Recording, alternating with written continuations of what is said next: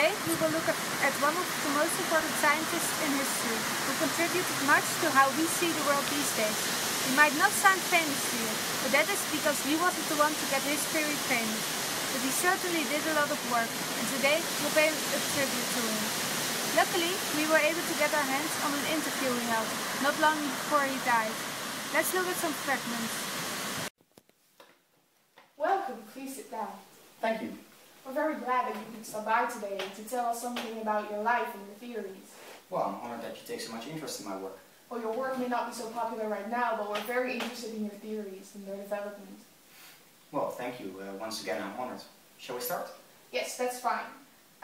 First of all, could you tell us a little bit about yourself, about who you are? Well, of course. I'm Nicolaus Copernicus. I'm a scientist. My hobbies are mathematics and I'm also an astronomer.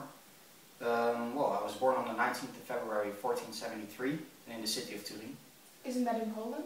Well, yes, actually it is. I have two sisters there and one brother. My sisters' names are Barbara and Katrina, and my brother's name is Andrew. Okay. Do you remember much about your life in Turin? No, I don't remember much about those days because I was still very young. When I was 11, my father died and we went to live with my uncle, Lucas from Rotterdam. Well, what kind of man was your uncle? He was a loving and intelligent man. He took care of me after my father died. Yeah.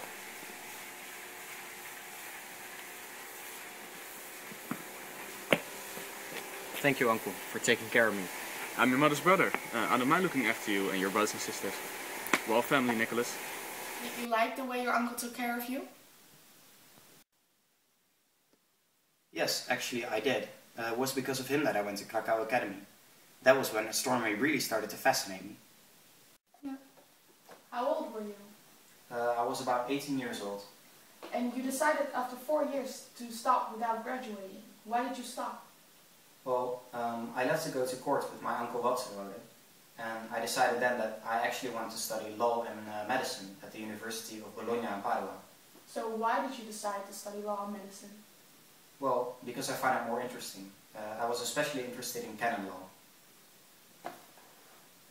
So, now that our scientist has introduced himself, we will look at some of his work.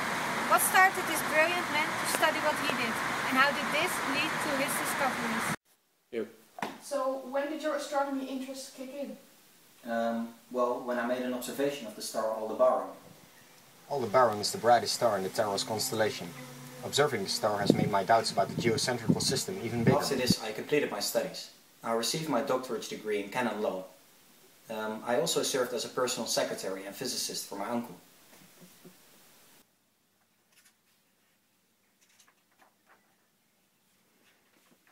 Uncle, Yes? should I attend the next meeting of the Royal Prussian Council? You made me very happy if you could, Nicholas. Do I also have to continue to accompany you to the next Royal Prussian Assembly? That would be great. Did you do anything besides helping your uncle those days? Yes, of course. I continued working on all my theories and tried to prove them. Oh. Copernicus is most famous for creating the heliocentric theory, but that isn't the only thing he has done. John.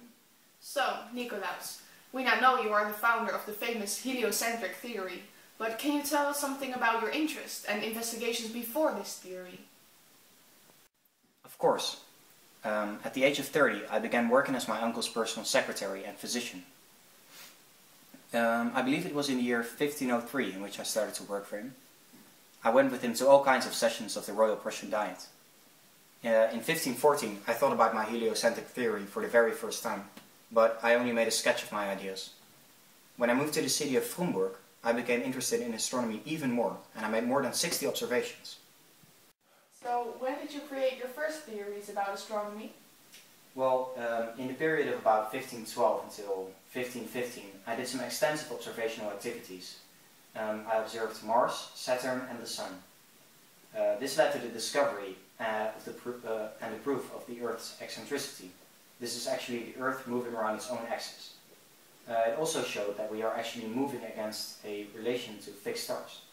Okay, so I heard you were also involved in a theory about money. Is that true? Certainly. I actually wrote a study on the value of money. It would later be called Gresham's Law. It stated that bad coinage drives good coinage out of the circulation. I must say that the theories were widely read by Prussian and Polish leaders, as they tried to, well, stabilize their currencies. Throughout this period in my life, I again started working on calculations and astronomical observations, but not on a professional degree. It wasn't until my book got published in 1543, which was the real start of the heliocentric theory. Well, I think we know all about you now. I hope it didn't bore you too much. Not at all. Thank you for sharing your experiences with us. Well, no problem. I'm just happy that people still care. There are many people that do. So, this old man's going to leave you alone right now? Goodbye, and thank you again. No problem. Bye-bye. Bye. Nicolaus Copernicus died on the 24th of May in 1542. He was a great scientist and he contributed much to how we see the world these days. He was loved by many and his loss is difficult, but he will be remembered.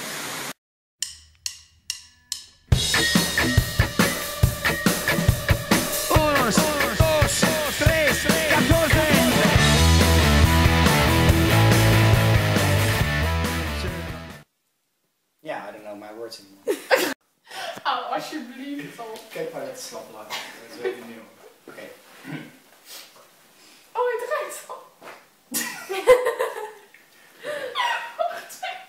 Kijk maar, dat maak je heel kapot gewoon. Nou, net zien we je hoofd niet. Mooi. Oké, stop het maar gewoon. Laat het maar gewoon de ene incasseren, jongens. Dat is het waard. Dit is het niet waard. Dit is het niet waard. Jij wil de bloopers. Hè? Jij wil de bloopers. Ik wil bloopers, ik wil geen natuurramp op video. Nou, jij wordt te serieus.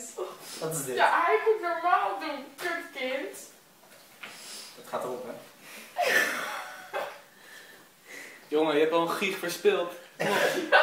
Je zit al aan de 5 gig, maar dan begin je nou eens te Er lullen. zit een bandje in, schiet op. Oh. Je wil niet weten hoe moeilijk het is zo'n klein bandje te vinden.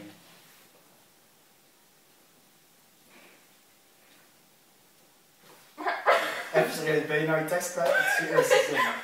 Texas. Ja, als we zo gaan doen, wat is Oh, Texas, please sit Maar let down. op, doe je dat? Ja, hij komt gewoon aanlopen inderdaad. Hier. Ja, maar dat is niet zo goed. Please sit down. Thank you.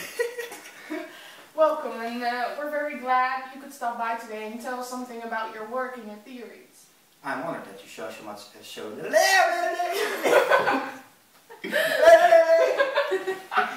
Zo, die ging even verkeerd, hè? Godsamme. Opnieuw. Cool. Ja, je moet oppassen dat je hoofd niet te hoog zit, want anders Ja, je moet komt gewoon je laag gaan zitten. Laag gaan zitten. Welcome, please sit down. Thank you. Je moet het beeld wat hoger Well, then welcome, and we're very glad. Waarom lullen ze nou door de camera heen? Inderdaad. Jongen, hou je mond, jongen. Hou je mond, Nicolaus. want anders zit de bovenkant van je hoofd al. Hou je mond mee, hè. Kijk in het boek. Zet dan eens een paar cd's onder of zo. Hè? Er staan er 1000 Oh ja. cd's, doe dan een paar cd's onder. Als het goed is. Is zo. Wacht, ik pak deze ding. Maar toen moesten we beginnen. Jij zit en ik kijk naar mijn zin. Welcome, please sit down. En toen dacht ik, oh, Ik zit al. Wat is met jou? Hij zegt, oh, ik zit daar.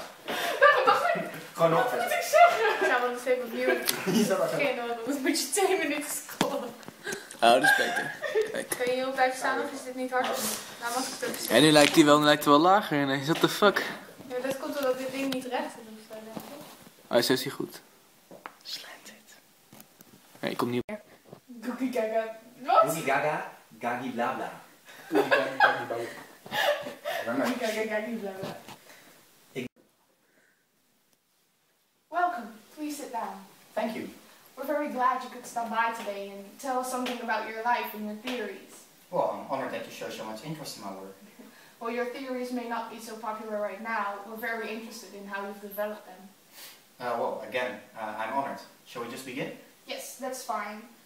First of all, could you tell us a little bit about yourself, about who you are? Yeah, of course. I'm Nicolaus Copernicus.